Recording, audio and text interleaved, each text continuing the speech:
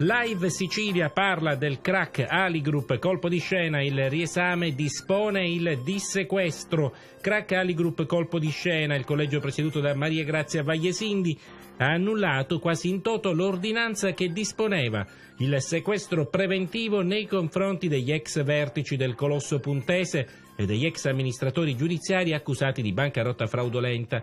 Confermata solo la contestazione a Sebastiano Scuto in merito alla distrazione di fondi che sarebbero avvenuti nei rapporti commerciali e finanziari tra Aligroup e Fruttesport, azienda che forniva prodotti ortofrutticoli ai supermercati del gruppo. Il sequestro, eseguito dalla Guardia di Finanza lo scorso mese, a conclusione di una delicata e articolata inchiesta condotta dalla Procura di Catania, ammontava a 19 milioni di euro. Il Tribunale del riesame ha accolto quindi il ricorso avanzato dalla difesa ed ha anche disposto la restituzione delle somme nei confronti degli indagati.